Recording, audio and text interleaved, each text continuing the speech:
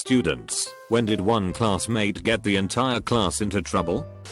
We used to be the most misbehaved students in the whole school. We were only in the 7th grade, but we already made a name for ourselves. Every teacher tried to avoid our class.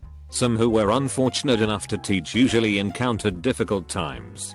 We were out of control. Every teacher's nightmare. We can do whatever we want. So we've thought. At the beginning of the year we were told that we have to partake a 1-hour class per week of counseling. The school had only one counselor trained to teach such class, so she had to deal with all the classes, including us. Now, think about someone who would remember the faces and names of 200 students. That's pretty much impossible. So, our brilliant idea was to jump out of the window while she turns around to write on the blackboard. It all made sense, because we were a big class of 30 and we were situated on the ground floor. All it takes now was courage. My classmates thought I was out of my mind. However, I told them to be patient and to open the window. We were sitting far behind on the last 2 rows. The teacher/counselor turned to write down the key points of the lesson, so the students can take notes. Like everybody was curious about it, and at the same time, my backpack flies through the window. It's on now. Everybody is waiting for it. People in front have no idea what's happening. My classmates in the back are trying not to laugh. The teacher turns around and continues with her presentation. Nothing happened. She turns for the blackboard again and here I go now. 1 foot on the ledge. Silence as a cat. Another foot out of the window. Now prepare for the fall. Smoothly landed. I'm taking cover underneath 2 windows and my heart was pounding. I can't hear anything. I grab my backpack and I make a run for it. It was the last class of the day. I'm calling home early. I cross over the fence behind the gym and I'm out. My classmate texted me, "You are insane." I replied, "Told you it was nothing." The teacher didn't notice anything because she literally taught to so many students. She must have felt completely overwhelmed. Next week in class, same hour with our beloved teacher. Everybody still remembered what happened last time. How could they forget? However, now it was time for all of us to go for it. Just go for it. Same strategy. She would turn to write on the blackboard. We throw our backpacks. She turns again. We go for it. So, we did. We waited about 15 minutes into the class and then opened the window to let some fresh air in. Good thing it was a sunny day. There were 4 of us, all sitting at the back, not making a sound. The first backpack goes, beautifully thrown. The second one thrown, decent land. I throw mine next to the other ones, aiming perfectly so I doesn't make a sound. It's down to the last one now. My classmate aims for the open window, but fails to deliver a good throw. Hiss misses the opening and smashes the backpack into the ledge. The teacher took notice and approached the window. She saw all the backpacks thrown outside, and she wondered for a second what could this mean. She soon figured out what we were up to and demanded to know who had the idea. Nobody said anything. Silence. My classmates were loyal. I like that about them. She was furious because she didn't want to look incompetent in front of other teachers. I mean, how can your students jump out of the window during class? Nevertheless, she made us sit in the first rows from now on and all the windows remained shut for the classes that came afterwards. Back in high school I had this one colleague that used to pull pranks on teachers, but never got caught. He was quite the artist. Some of the pranks were more serious than others. One of them for example was when he stole a notebook from the math teacher. Our teacher used this notebook to structure her class and to give us homework and so on. For a week or so she panicked, and we ended up getting the time off from math until she can sort out her material. This was quite important to her because the exam period, and if she doesn't have her exercises, she can't construct the exam. Of course, she retaliated. She was questioning every class and every student about the notebook, just like a detective. The rumors were that she doesn't necessarily knows math this well, and she strongly relies on her notebook. Losing the guidebook meant losing herself. In a way, it was interesting to test this theory, and it turned out to be partially true. Everything was quite entertaining to observe, for the first part of it anyway. After she realized no one is going to admit the fault, she decided to punish all of us. She gave us 3 random math exams in a week, all random subjects and exercises. She said that the ultimate mark we will receive will be made up from the average mark we get considering all 3 exams. We were to have the first one on Monday, the second one on Wednesday and the last one on Friday. Usually, we would get only one exam at the end of the term. However, this time it was special. And remember, because the teacher "lost the notebook," all the subjects for the exams was something that we weren't sure if we covered or not. Basically, things were not looking good. We encouraged our classmate to give her back the notebook so that everything will go away. The notebook magically reappeared in her drawer a few days after. She never tells anyone, however. She will proceed with the exams like she agreed, and we will have to suffer the excruciating math problems. It sure made us laugh at first and it still does now, so no regrets. Back in school we were a big class of 40 or 50 students. Our school was situated in like a bigger village, being the only school in the area. Students from smaller villages nearby had to send their kids to school in our town, hence the bigger classes. Because of this, the way our class was taught was very much based on notes, formulas, ideas all written on a huge blackboard so that the students can copy down the notes and later on revise them. This was absolutely necessary because just imagine speaking over 50 10-year-old students. It wasn't as silent as in a cinema, that's all I need to say. So, our teachers and fellow students relied very much on this blackboard. In those areas it used to be really cold during winter. It was usually snowing a lot, but everyone still had to go to school. Our parents used to say, "It's either school or you will be stuck in this village forever." So, I usually listened to them, because I knew there was so much more to be seen. However, we were young, we were kids. For us snow meant joy most of the times. This one particular time I remember all of us at school having a snowball fight. Even the girls got involved, and they managed to place some really good shots. The fun was on. We were so into it that we didn't even hear the school bell ring. Our colleagues inside kept telling us get back in class because our teacher is supposed to arrive, but we pay no attention at all. We were having too much of a good time.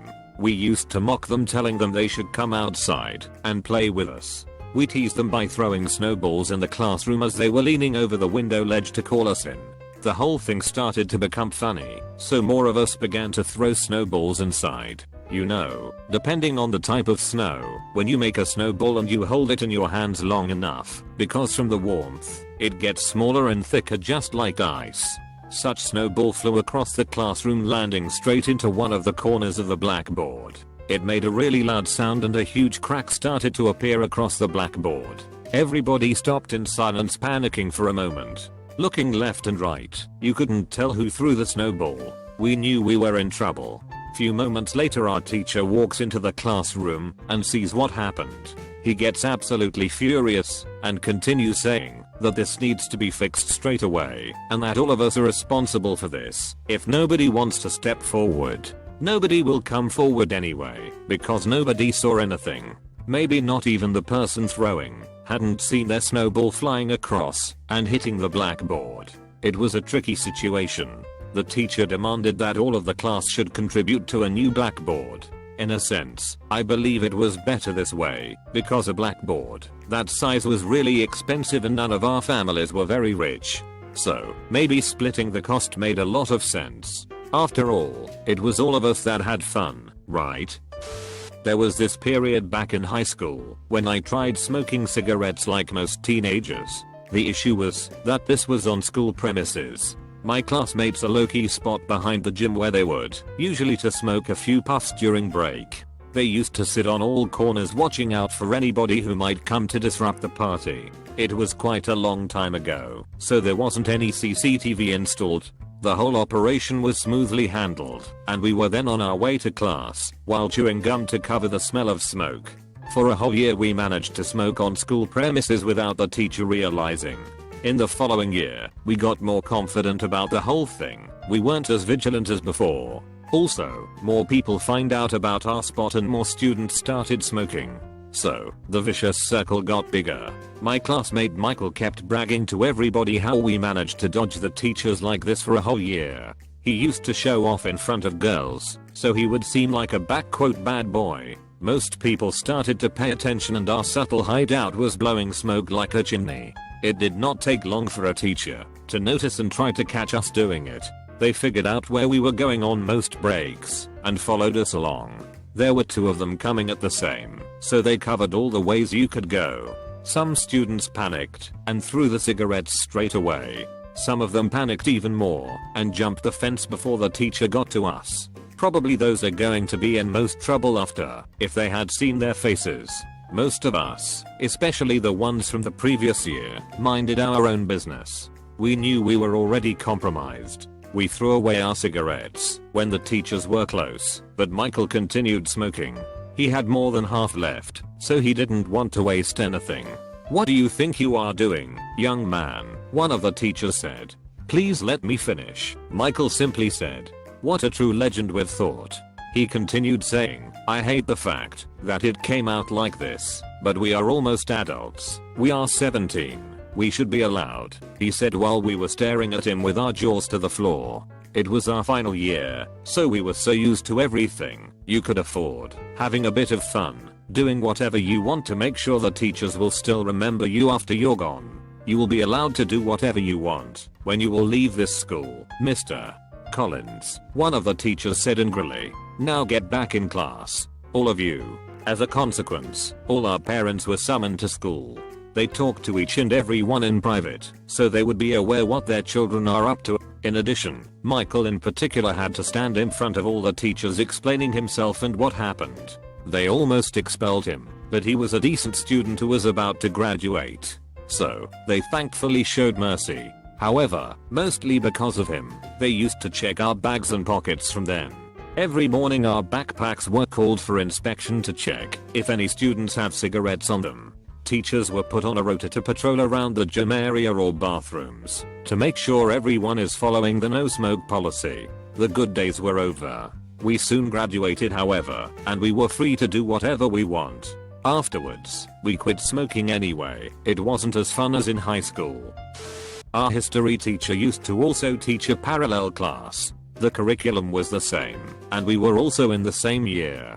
So essentially, everything was similar, including the tests and the exams. More than often, when the week for the tests came around, we were prepared. We used to have history only once a week and the other class was always having the class in the morning before us, while we were having it later after lunch.